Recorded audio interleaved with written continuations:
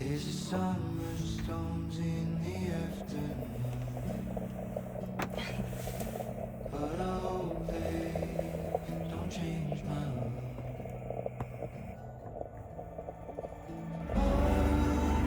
I hate to say I'm leaving, tired of missionary feelings. Oh, I know there's other reasons. So, what's the point of trusting? They're gonna leave me here with nothing. Oh, everybody wants something.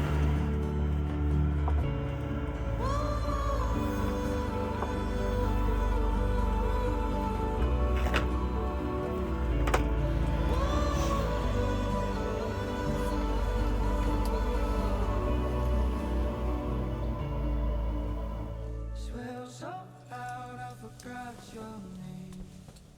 Great. Got your So last time I told you about this new chapter and us going back to the Netherlands, which we are right now.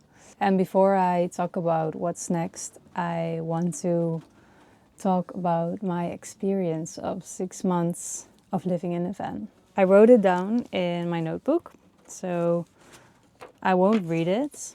I just want to grab some things and talk about it. It's been 6 months, right? 6 months of living on the road.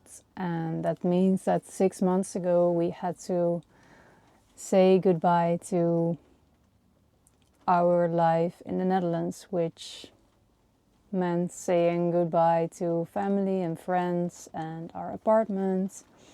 We gave away 90% of our belongings, I would say. So everything we own, almost everything we own, we have a very small amount. I think almost everything we own is in this van, which is crazy now that I think about it, but it doesn't feel as crazy anymore. But yeah, we left our normal life behind. And in the beginning, there was a lot of adapting and learning about van life and living on the road, living as a nomad, I would say, nomadically. There were things that I didn't see coming. They're not big, but it's not that I was prepared for it. And there were things that went smoother than I expected. But before we left, we had our apartment with everything, most people have. It's a nice apartment. We lived above the supermarket. So if we needed some food, we would just walk downstairs and we had it. If we wanted to take a warm shower, we could jump underneath the shower and it was easy. Warm water came out, we could clean us and we could go on with our lives, let's say. If we wanted to do our laundry, it was as simple as putting your dirty laundry and turning it on, and a few hours later it was clean. Those are all things that I think for most people they're normal. And what 6 months on the road taught me is that those things that we find normal are actually not so normal at all. And obviously in our van we do not have a dishwasher, we do not have a washing machine, we do not have a shower in our van, and we do not even have warm water. So to warm up the water we put the kettle on the stove. But like not having all of these things actually make life less complicated. That's what I experienced. Before I thought I have to shower every day. That was, or almost every day. That was my thought. And if I didn't do it, I didn't feel clean. Now I know, I've experienced that you don't need a shower every day. No, you don't.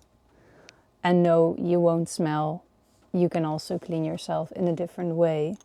And washing your hair once a week take it from me, trust me, it's better for your hair. So not having to do all of these tasks, like our laundry, we did them maybe maybe once in 3 weeks.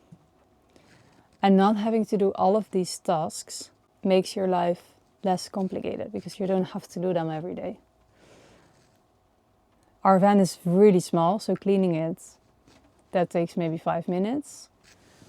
Okay, not a big clean, that takes a little bit longer, obviously, but you get what I mean. And I kind of like the life. Yeah, I really learned that for me it's not important to have all of these things. And we also stayed in a lot of natural spots, which means that we didn't see a lot of advertisements or stores in cities, which also makes it that you don't feel like buying new things. Like you don't really need new things. Only if you really need something, you will go and this we need, so we go somewhere to buy it. That's also something like less consumption in the broadest sense. Like we have an 85-liter water tank and we use it for the whole week. I can tell you, if you shower as an adult, you already use this amount, 85 liters or more. So we learned that you don't need to consume as much, and life is actually more simple. We also learned that this life is more maintainable than we thought. Even it's very cheap. You don't have rent.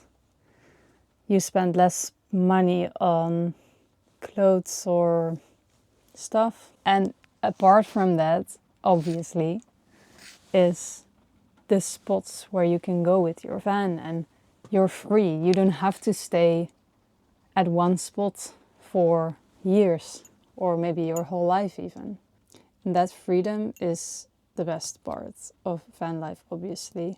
That's something I didn't even mention. And that's, you can go whenever you want to, wherever you want to.